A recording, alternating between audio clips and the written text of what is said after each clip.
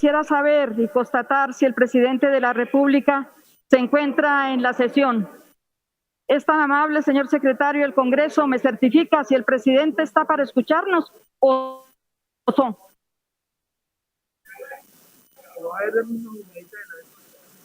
Señor Señor secretario, si es tan amable. No vemos al presidente, no sabemos qué se ha hecho.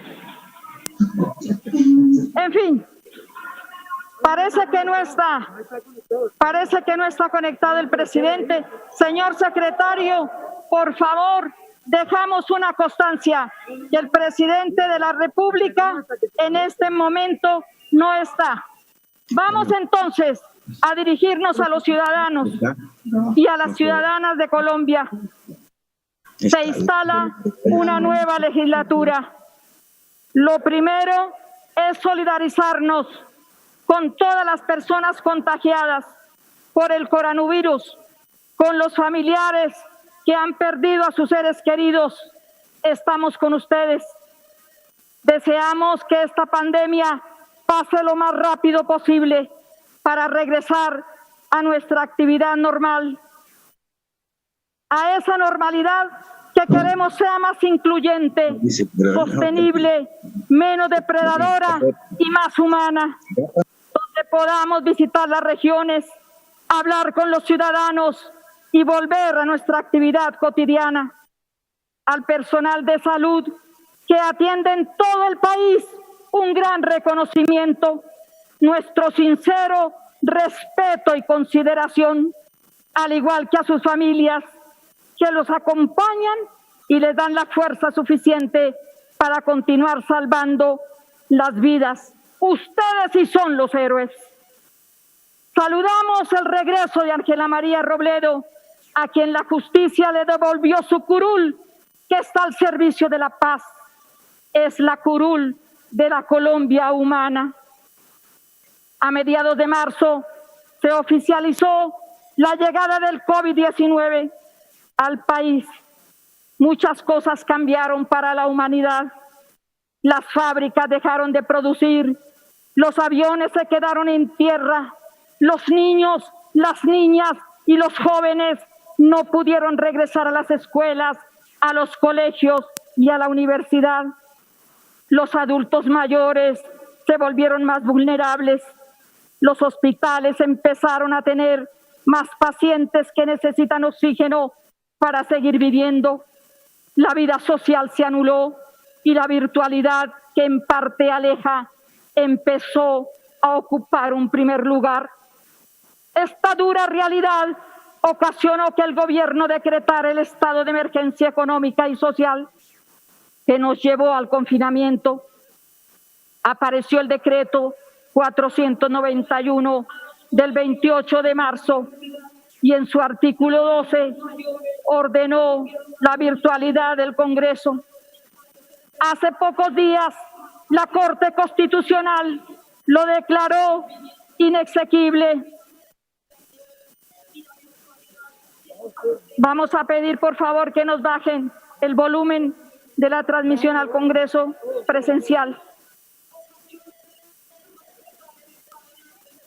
Hace pocos días la Corte Constitucional lo declaró inexequible, argumentando además que las decisiones no tenían ninguna afectación. En esos términos hay un debate jurídico nacional abierto. Desde ese momento, señor presidente, usted aparece en su programa diario al estilo de un reality show. El país se inundó de decretos, resoluciones y normas como nunca en ningún gobierno. Algunas nada tienen que ver con la pandemia. De 164 decretos, solamente 5 se refieren a la salud.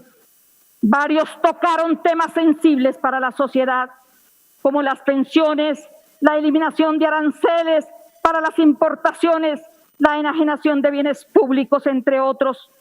Llama la atención que muy pocos fueron dirigidos a los sectores sociales y todos, absolutamente todos, carecieron de perspectiva de género, permitiendo que los efectos de esta pandemia recaigan mayoritariamente en las mujeres. La oposición y miembros de otros partidos reclamaron de inmediato el funcionamiento regular del Congreso. Hoy estamos aquí presencialmente más de 35 parlamentarios, todos con medidas de bioseguridad. Es posible el funcionamiento del Congreso presencialmente en este país. Así es que hay necesidad de que empecemos, porque en el Congreso se limitó casi a ser una plataforma virtual, con lo que le impidió dar debates profundos. No se cumplió siquiera con los procedimientos que determine la Constitución para someter a consideración las motivaciones de las medidas de emergencia. Perdimos tiempo valioso para discutir, analizar y también ayudar. Es inexplicable que el pueblo salga a trabajar y nosotros los parlamentarios sigamos en la virtualidad. La represión social es la característica de esta cuarentena. La respuesta policial a los reclamos por derechos se ha convertido en un proceder cotidiano del gobierno nacional. La emergencia ha sido dirigida a recortar la democracia, a militarizar regiones, a llevar soldados a zonas rurales donde el ESMAD arremete contra los campesinos, los indígenas y afros en el Cauca, Nariño, Catatumbo, Guayabero, sur de Bolívar y otras regiones del país. Las bombas lacrimógenas dejaron de ser exclusivas de la ciudad para llevarlas hasta las zonas rurales.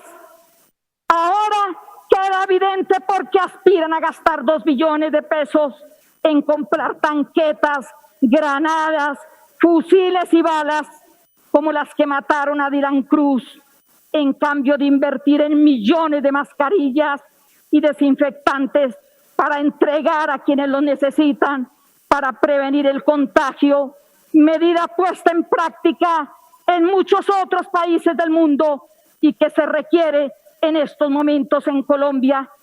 Los excluidos son los que están llevando a cuestas la crisis, incluso poniendo en riesgo su propia vida. Los problemas de miseria, de pobreza y desigualdad que ustedes dicen combatir son estructurales en nuestra sociedad. Salieron a flote en toda su dimensión en tiempo de pandemia. Según el DANE, 48% de hombres y 46% de mujeres hacen parte de la economía informal. Para nosotros, la economía popular, trabajan en la calle buscando su diario vivir y no pudieron volver a salir. Tampoco tuvieron a dónde ir. Muchos que fueron lanzados de los inquilinatos de sus viviendas arrendadas y el país se llenó de trapos rojos para pedir comida.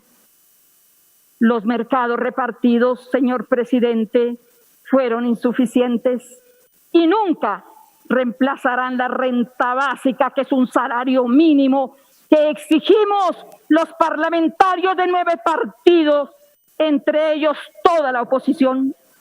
No es posible que un gobierno no entienda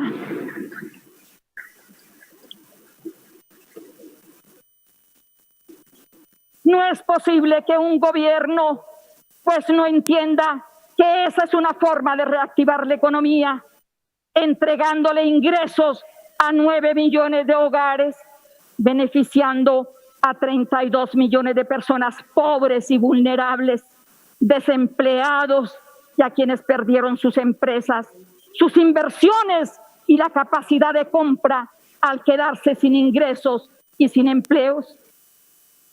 Es hora de gravar los altos patrimonios y sus ganancias, porque al contrario de lo que sucede en el mundo, en otras latitudes, en Colombia ha sido imposible que los poseedores de la gran riqueza, de los grandes capitales, paguen espontáneamente y contribuyan con su riqueza a financiar programas, eso sí, para enfrentar la pandemia.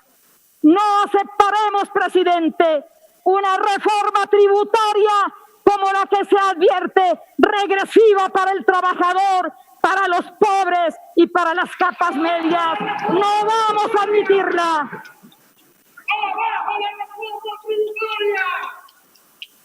Con la renta básica, todas las economías se activan. Las tiendas, los negocios de barrio, los restaurantes, la compra de los productos del campo en las veredas o en las ciudades, ayudando efectivamente a nuestros campesinos que sufren las limitaciones presupuestales del confinamiento. Presentaremos hoy mismo un proyecto de ley para que el Congreso pueda redireccionar el gasto público que en este momento se encuentra en los bancos privados y los grandes favorecidos de esta pandemia. El único dinero que constituye gasto para hacerle frente a la pandemia es el enviado al Fondo de Mitigación de Emergencias FOME. Según el estudio de la Universidad Javeriana, publicado recientemente, representa un total del 2.2% del PIB, dato que contrasta con el promedio de los países de la OCDE, que son el 9.8%, situándonos en uno de los países más bajos del mundo para atender esta pandemia en todas partes. Pero bueno, la transparencia en los gastos deja muchos interrogantes, señor presidente, porque hay algunas cifras que no corresponden. Billones se invierten en préstamos a través de la banca. El mismo estudio de la Javeriana concluye que para la atención de la pandemia los recursos son de 6.11 billones y hay una diferencia de 19.4 con los recursos que fueron enviados al FOMI. Para la atención de la emergencia se han colocado 117 billones.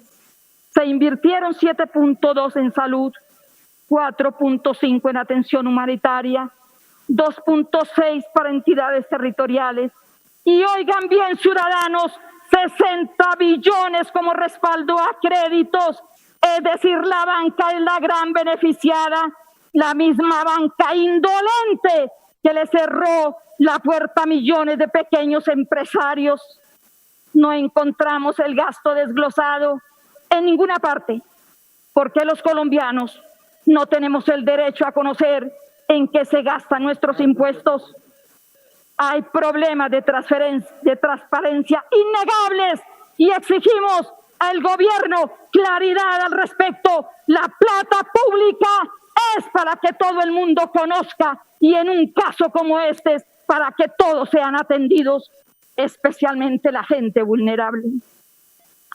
La ley del punto final en salud, de la que tanto se ufanan, ni siquiera tiene las cuentas claras. Hay un estimado de deuda de 4.7 billones. Como siempre, las EPS siguen cuestionando los pagos por servicios de las IPS y de los ESE, de los hospitales públicos. Siguen cuestionando los pagos por servicios y difícilmente se ponen de acuerdo. Esto en detrimento de los servicios de salud. Hasta el momento es un saludo a la bandera, además de los recursos anunciados para atender la pandemia. El gobierno solo ha girado 489 mil millones de pesos y aún siguen adeudando a los trabajadores de la salud sus salarios atrasados que llegan incluso a ser de 10 meses, como en el caso del hospital de Tadó en el Chocó, que dicho sea de paso, es una de las regiones, al igual que todo el Pacífico, con la mayor pobreza multidimensional, lo que supone un alto riesgo y con la mayor pobreza en la pandemia. No hay un plan serio para afrontarla en esta región importantísima de nuestro país.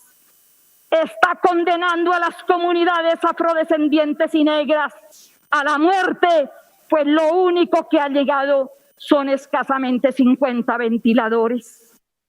Nuestros profesionales de la salud tienen los salarios más bajos de América Latina. Una vergüenza. La mayoría de las veces deben comprar sus elementos de bioseguridad de su propio bolsillo, porque los administradores privados de la salud no se los entrega. Se incrementó la deuda histórica con el sector salud y se mantiene su informalidad laboral porque priman los contratos y la tercerización por 2 meses, 3 meses, etcétera. Ese régimen moderno de la esclavitud, donde los trabajadores de la salud los llaman incluso a firmar contratos condicionados a la no afiliación a un sindicato y ante el mínimo reclamo son despedidos y no vuelven a trabajar. Persisten los graves problemas provocados por la CPS, que aún en tiempos de pandemia el gobierno no se atreve a tocar ni a tomar bajo su control la salud y el financiamiento. La intermediación dificulta, corrompe y entorpece el servicio de salud en este país. Usted, presidente, ha desaprovechado un momento crucial en la historia. Le ratificamos también que la Ley 100 no ha servido en 27 años y por consiguiente hay que cambiarla. Como el gobierno fue inferior a las necesidades del país, llamamos al Congreso a cambiar por un sistema distinto y diferente a la corrupción y a la ineficiencia que ha convertido el derecho a la salud en un negocio.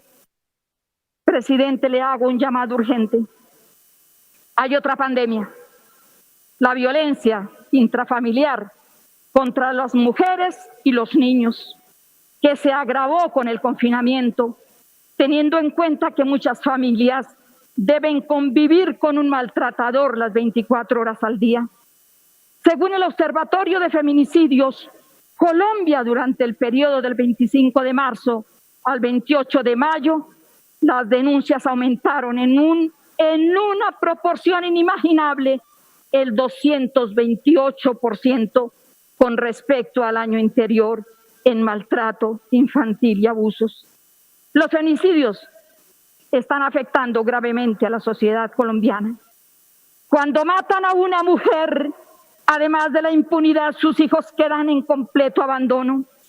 El Instituto Colombiano de Bienestar Familiar cree que solo hay una solución para devolverle los derechos a los niños maltratados y huérfanos, que es sacarlos de su núcleo familiar, de su núcleo de abuelos, de tíos, etcétera, y llevarlos a un hogar de paso con altos costos.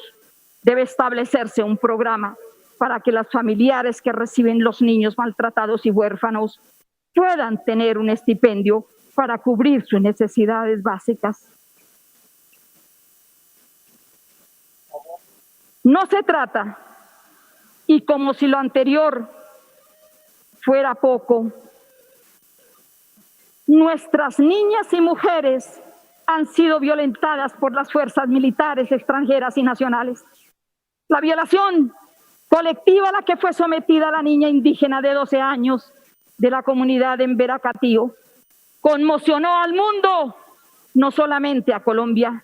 Los actos de abuso sexual cometidos contra las mujeres de la comunidad Nucan Macú y todos los otros casos merecen especial atención y ejemplar castigo, porque nadie puede utilizar sus cargos de mando, de autoridad ni sus armas para intimidar y violentar a las mujeres y a los menores de edad. No se trata de manzanas podridas, porque si en cada departamento hay unas cuantas, usted sabe que en este símil todos se pueden contaminar. Es necesario analizar el tipo de formación que reciben los militares en nuestro país. Proponemos se conforme un grupo paritario de militares y civiles que revisen los currículos de formación que se imparten en nuestros cuarteles, dando un informe a todo el país sobre sus conclusiones. La oposición ha presentado un proyecto cuyo objetivo es la reforma a las fuerzas militares, con énfasis en la construcción de paz, el desmonte del SMAC y la política de ascensos. Va para la Comisión Segunda, seguramente del Senado de la República. Asimismo, es necesario que el Gobierno Nacional cumpla la Constitución y el fallo de tutela del Tribunal de Cundinamarca, que ratifica que el Senado de la República debe pronunciarse sobre la presencia de tropas extranjeras en el territorio colombiano. No puede ser. Señor presidente, el desempleo que registra hoy el país no es exclusivo de la pandemia. Ya venían los indicadores señalando desde el último trimestre del año pasado que una crisis acosaba la economía. El coronavirus simplemente aceleró la tendencia y más de 5 millones de ciudadanos perdieron su trabajo. Según el DANE, en mayo la tasa de desempleo para las mujeres era del 32.6% y para los hombres el 22.3%. Las empresas medianas y pequeñas, soportes de la economía y la generación de empleo, pidieron la ayuda del gobierno, pero nunca llegó el salvavidas, lo dejaron quebrar. Prefirieron entregarle las multimillonarias ayudas a empresas de acomodados conglomerados económicos. A cambio, ofrecieron créditos para micro y medianos empresarios a los que poco han accedido, sea por las altas tasas de interés, por los engorrosos trámites para hacerlas efectivas o porque simplemente no van a poder pagar en el futuro. Pregunto al gobierno, ¿por qué le cobran intereses a los pequeños y medianos empresarios si ese dinero es del Estado? No deben haber intereses como hacen en la mayoría de los países del mundo, pero aquí lo único que quieren es seguir beneficiando a los grandes banqueros de este país. La tasa de desempleo juvenil se ubicó en el 26.6, registrando un aumento de 8.5 frente al trimestre de marzo del 2019 a mayo. Es imperativo. La matrícula cero para la universidad pública, cumpliendo el mandato constitucional. Nuestra Constitución dice: la educación será gratuita en las instituciones del Estado, para lo cual el gobierno solo asignó el 12% para garantizar la no deserción estudiantil universitaria. La educación para la juventud no es un gasto, es una inversión social. Las decisiones económicas del gobierno nacional frente al manejo económico de la pandemia la calificamos como desastrosa. Se han tomado medidas en función del mercado y no para salvar las vidas, como el día del IVA, que en su primera jornada contribuyó a la expansión del inmenso contagio que hoy cuenta el país. No fue consideración, no fue una cosa completamente racional lo que hicieron para favorecer a los grandes almacenes de este país. En pandemia se consolida otro genocidio dirigido desde estructuras del poder económico, político y social. Reaparecen masacres, las más recientes en el Huila, 4 ciudadanos de una misma familia, y en norte de Santander. Ayer y hoy hemos visto desfilar los cadáveres que dejaron los rastrojos precisamente muy cerca, pero muy cerca de Cúcuta. No puede ser, van 5 casos de ejecuciones extrajudiciales en el último año, constituyéndose en un patrón que indica el retorno de los mal llamados falsos positivos. Esto es una vergüenza para nuestro país. Nos devolvieron a las masacres, a los asesinatos individuales, nos han devuelto también inmediatamente a todo lo que llamaron en este país los falsos positivos. El derecho a disentir, a reclamar, a proponer, a organizar, está siendo desconocido y socavado. El derecho de la sociedad a actuar en democracia está resquebrajado. Han limitado toda expresión diferente a la institucionalidad. ¿Son tiempos de censura? ¿Es el totalitarismo? Pues veamos, ahora judicializan, detienen, persiguen, estigmatizan, y se ha vuelto una costumbre de las fuerzas militares y otras fuerzas ilegales que sean utilizados para garantizar el saqueo, continuar el empobrecimiento de los ciudadanos de la Colombia profunda. Las zonas futuro simplemente están diseñados con una serie de proyectos que llaman estratégicos y que, lejos de asegurar un porvenir para los habitantes, les restringen sus derechos a la consulta previa, a la defensa de sus tierras y al disfrute de las riquezas naturales. Estos proyectos solo traen contaminación, pobreza, violencia y muchas veces la pérdida de la vida. Los defensores y defensoras de los derechos humanos, los sindicatos, los jóvenes, las mujeres, las personas en condición de discapacidad, la gente adulta, los campesinos, los indígenas son objeto de la intolerancia, del señalamiento, de perfilamientos que algunas veces llegan a colocar en peligro sus vidas. La teoría del enemigo interno sigue intacta como política represiva implementada y reforzada por este gobierno. Paren los ataques sistemáticos contra la paz. Defendemos a la institucionalidad de la paz en cabeza de la JEP como instancia de verdad para superar el conflicto armado. Reprochamos los ataques a la Comisión de la Verdad. Tampoco permitiremos que maltraten la memoria de los negacionistas del conflicto. Sin verdad y memoria no hay democracia.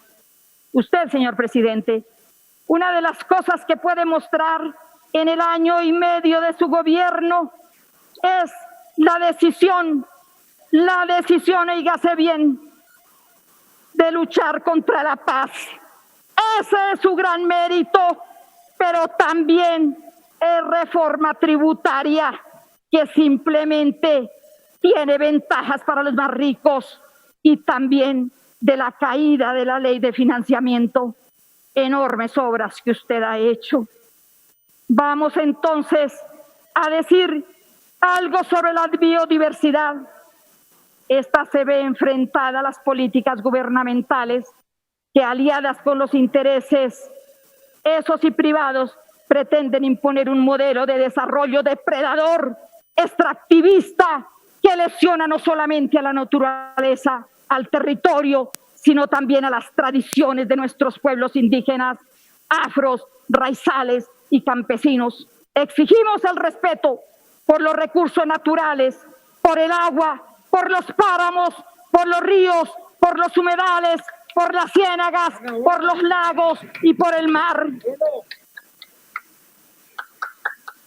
El páramo de Santurbán es Colombia y usted no se lo puede entregar a compañías extranjeras, quitándoles el agua a los santanderes y rompiendo la cadena hídrica. Esto no es posible. Tiene que mirar hacia San Andrés.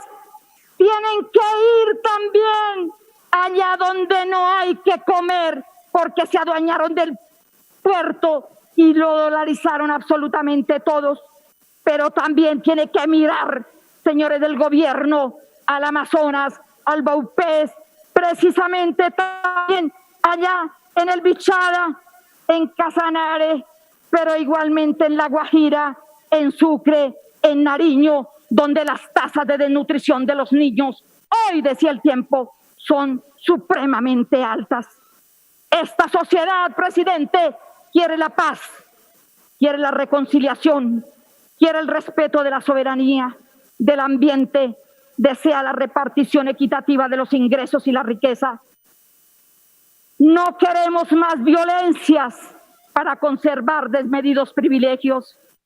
Hay un consenso en que el acceso de la tierra, la adecuación y asistencia técnica, la protección a la economía campesina y la democratización del financiamiento agropecuario son esenciales para el desarrollo de la nación, y mirando también hacia los meses que vienen, que nos toca todavía afrontar la pandemia. El avance de los programas de acceso a la tierra, uno de los compromisos cruciales del punto de acuerdo 1, precisamente de los acuerdos de paz, es absolutamente precario. En el año 2019 y lo que va corrido del presente, Se reportaron solo 2.656 procesos de formalización sobre un total de 3.600 hectáreas. En el mismo periodo, solo se adjudicaron 219 predios baldíos en zonas focalizadas. Esas mismas zonas que han sido las más afectadas por el conflicto y en donde tan baja gestión pone en evidencia la falta de avances en los acuerdos en la reforma rural integral y la negativa quizás de renunciar a la reforma agraria. La debilidad institucional, esa y la excesiva centralización de las entidades no permite atender las solicitudes y necesidades que millones de campesinos tienen a lo largo y ancho del territorio nacional. También los indígenas han sido afectados. En el último año solo se resolvieron 12 de las 1.046 solicitudes de procesos que esperan decisión de la Agencia Nacional de Tierra para la asignación o ampliación de recuerdos con un claro rezago para los pueblos indígenas. En el Cauca sigue el exterminio de la dirigencia indígena con la mirada impávida de un gobierno que ni siquiera recibió a los marchantes de la paz cuando llegaron aquí pidiendo el derecho a la vida. En lo corrido del año han asesinado a más de 40 indígenas y durante el tiempo de la pandemia 14. Señor presidente, rechazamos la venta del CENIT y las acciones de Ecopetrol. No se vende lo que produce. Las privatizaciones son de las peores decisiones de anteriores gobiernos. Los servicios no han mejorado, la corrupción los invadió, la ineficiencia es notoria en la mayoría y muchos de ellas demandan al Estado cuando las protestas ciudadanas exigen la interrupción de los contratos. Ante el incumplimiento, un caso dramático es precisamente Electricaribe. Los congresistas y partidos de la oposición reconocemos y valoramos la movilización social, esa que han hecho los estudiantes, los obreros y el pueblo colombiano, porque expresa con nitidez el descontento, las exigencias y las propuestas de cambio en múltiples y muy diversos sectores sociales. Los proyectos de ley que estaremos radicando en esta legislatura, toda la oposición buscan interpretar y representar a esa sociedad que está dispuesta a utilizar el tapabocas, pero que no vamos a quedarnos callados. Queremos llamar la atención sobre el pliego de emergencia presentado al presidente de la República por el Comité Nacional de Paro, donde señalan la urgencia de adoptar medidas efectivas en materia de salud, de renta básica, de empleo, de educación, de protección de la población carcelaria, de la producción nacional y respeto a los derechos de las mujeres y la población LGTBI, que cesen los feminicidios y la violencia de género.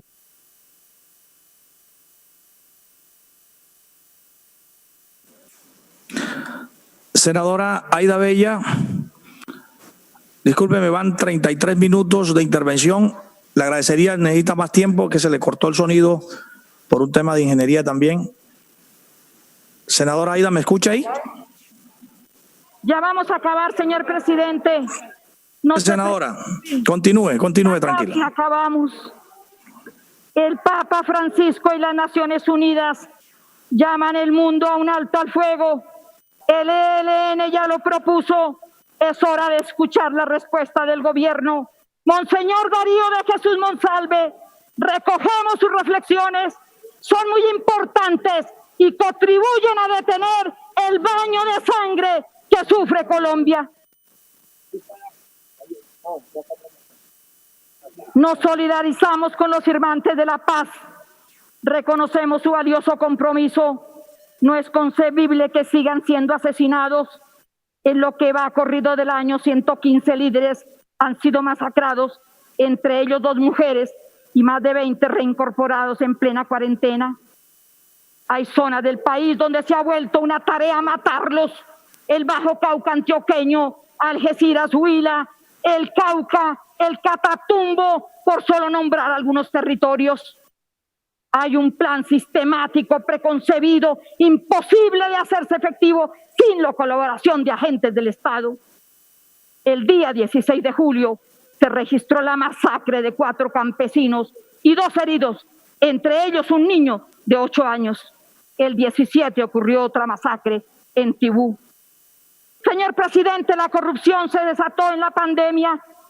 Ni siquiera el coronavirus pudo detenerla. Numerosos escándalos saltaron de todos los departamentos por los altos costos, por los contratos, por la forma de adjudicarlos y por las conveniencias.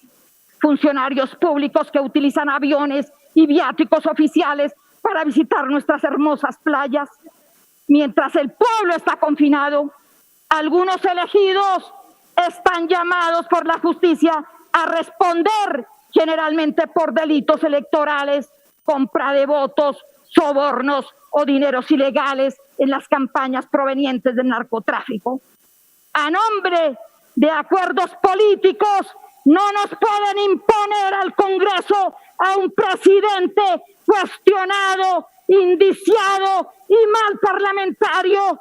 Por eso hemos propuesto a Iván Marulanda para que sea presidente del Congreso, un hombre honesto, diáfano y que puede